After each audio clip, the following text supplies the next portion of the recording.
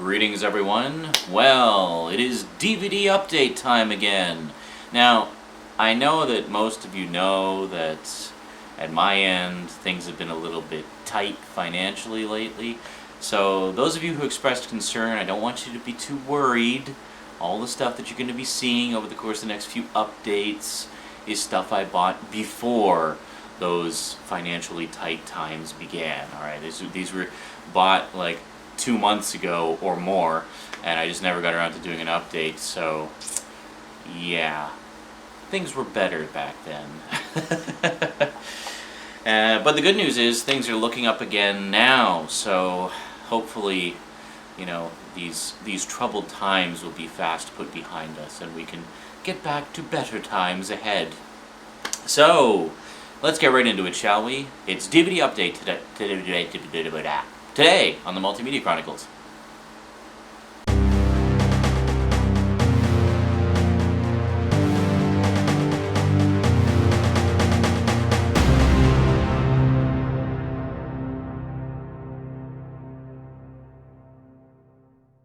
Welcome back. Well, let's see. Let's start off with a little something I found in the $5 bin. It's an old favorite. I actually used to have this on DVD a number of years ago and then sold it for probably food money or something. I don't even remember. But anyway, I have it in my collection again, and as has become the norm lately, I will also be doing nice high-res cover scans for you. So first up, we have the mid-90s cult classic. I guess it's, yeah, mid-90s, 1995. Hackers! With the delectably young and gothy Angelina Jolie. Yeah, I think this was the movie that really got her noticed for the first time. She'd done some stuff before, but this was the one that really put her in the spotlight. But this is great stuff. I mean, I love this movie. It's a bit of a guilty pleasure because, I mean, it's far from high art, but it's got some great little touches in there. It's got just a great set of characters, and, you know, it's just a lot of fun. And it's got a rockin' soundtrack, too. Lots of great techno music in there. So if we take a look inside, we got the disc, and this is quite nice, especially considering it's a $5 bin purchase, a booklet. Let's take a look at the booklet, shall we? I think I scanned the cover of the booklet. If you haven't seen it already, you'll see it in a moment. So on the booklet, we basically have just the cover and the chapter list, but then inside, we got all this cool behind-the-scenes info about the making of the movie. Now, something that I found really interesting about Hackers, especially in this day and age, this was 1995. This was when CG really started to pick up steam, you know, thanks to Jurassic Park 2 years prior. Now, you would think a movie about, you know, we all know Tron and stuff like that, so you would think a movie about computer hackers and showing a lot of cyberspacey type stuff would be just loaded with computer animation. I mean, that's pretty much a no-brainer, isn't it? Well, apparently in Hackers, there is no computer animation at all. Everything is done with either cleverly lit and filmed models or with actual hand-drawn animation. So there's actually no computer animation whatsoever in the entire movie, which I thought was pretty damn cool. Especially when you see the visuals. I mean, because the visuals you could easily see having been done with CG, but they're actually not. They were all done with models. And you can kind of tell, too, like it's just a slight visual difference. There's a bit more of a realism to the effects in Hackers than you would normally see if it had been done all in CG. So, yeah, it's a lot of fun. I mean, it's definitely a product of its time. A lot of sort of 90s-ness to it. I mean, you got Matthew Lillard in a supporting role. You got Fisher Stevens as the main bad guy, which I thought was a pretty cool, you know, being cast against type in that respect. I always remembered him as the East Indian guy in the Short Circuit movies, you know, the comic relief character, and he's often seems to be comic relief character, so it's almost refreshing to see him as a bad guy in this one. And then, of course, you got Johnny Lee Miller and Angelina Jolie, who actually became a couple shortly after this, so pretty interesting there. And who can blame them? They're both gorgeous people, all right? Okay, so next up, you may recall way back when I got my package from good old Metal Madness, he sent me V, the complete series. Yeah, Fingerprints. This thing is a fingerprint magnet, man. But let's just take a look at the cover scans there. I didn't scan all the interior and everything. I just did the front and the back because it would have been too much. But let me give you a quick look here, a little more in-depth look than we saw before. So it's basically just a nice cardboard case, all shiny, and then the actual inside is a gatefold, which actually lists the episodes on various pages. That's actually the last 3 episodes. So it's a gatefold that just opens up like that, and then like that, and double-sided discs. They're Warner Brothers double-sided discs, though. It's really just the Universal ones you got to watch out for. Most of the other studios, like Fox and Warner, when they use double-sided discs, they're actually okay and function properly. So there you go. It's a nice... and then on the back here, you basically got the rest of the episode listing. So this is the regular series. This is the regular series that followed the miniseries. I've not actually watched this set yet. Although I did used to watch the show when it was on originally. To be perfectly honest, I don't think I've seen this since it was originally on. So it's going to be really interesting to check that out again. So obviously I didn't want to watch that before having the original miniseries again. So a little while ago they were actually on sale at Future Shop for $11 a pop. So I got the first one. This is the original 2-part miniseries. I don't know why I'm showing you that, because you're just going to see the cover scans. Anyway, good old snapper case. You know how much we love those. Open it up and you got the chapter list there and double-sided disc once again. But I say again, it's a Warner Brothers double-sided disc, and those rarely have problems. So a lot of people are generally of the opinion that the first V miniseries is the best out of the whole bunch, because there's a lot of sort of socio-political subtext to it and whatnot. That was kind of lost over the course of the second miniseries and especially in the TV series. You get a little bit of that, but it's not as I guess beautifully structured as the first miniseries was.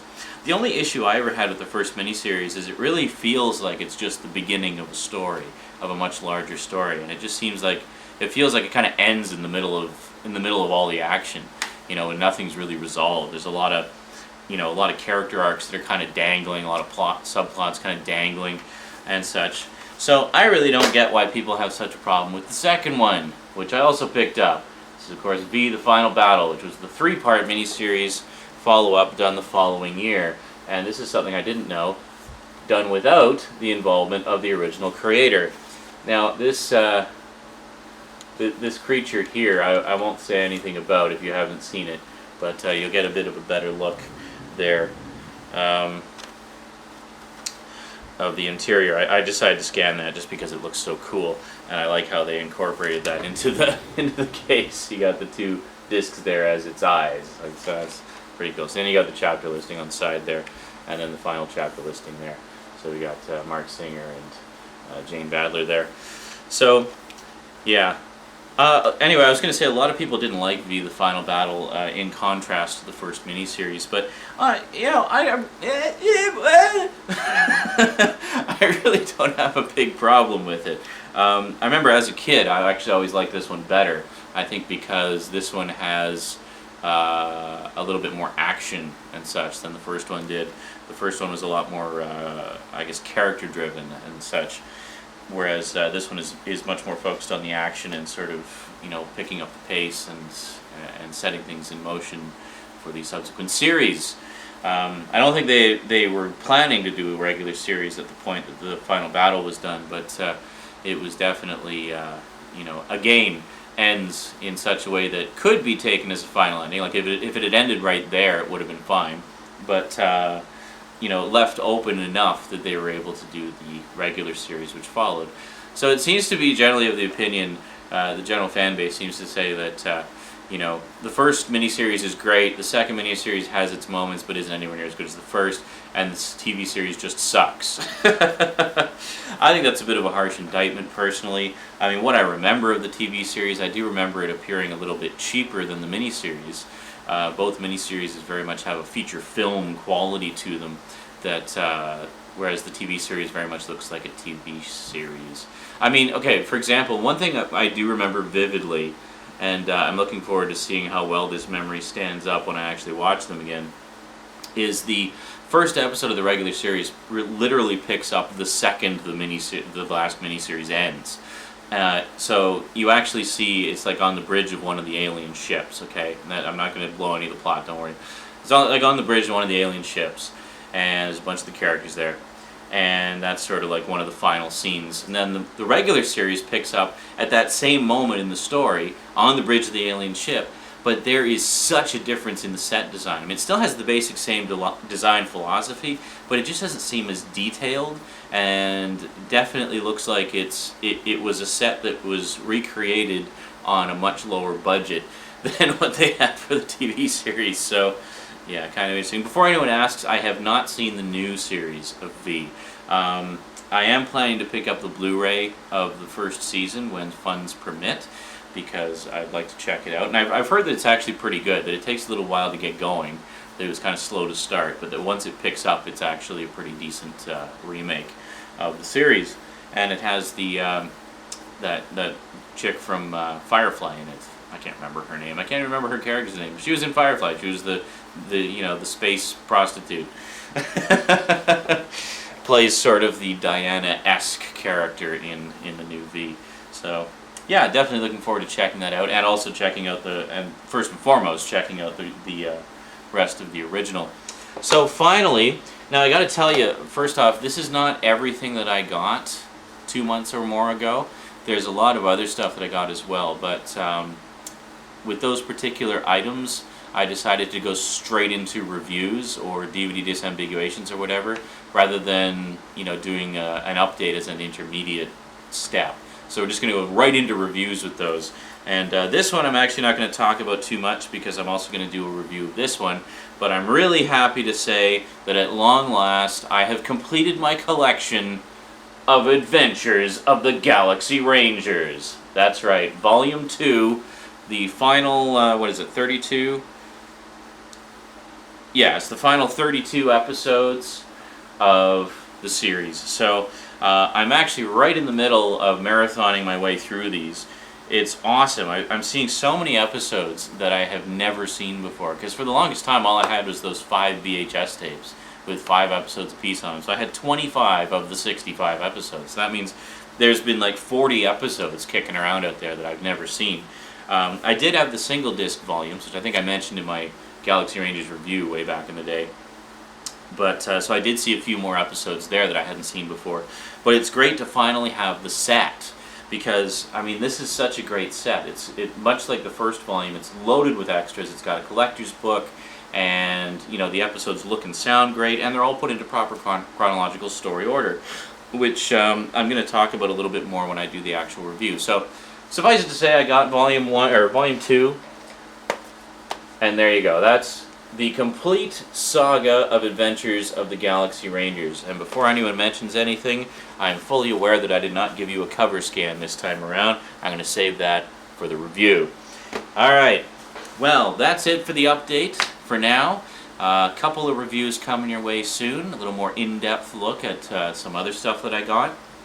And DVD disambiguation of something that isn't a cartoon set for a change. What could it be? What could it be?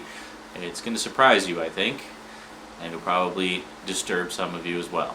And to that I say, good, good. I like to keep things mixed up and on the edge here. Alright, that's it from me to you for now, so until next time, thanks for watching, and sayonara.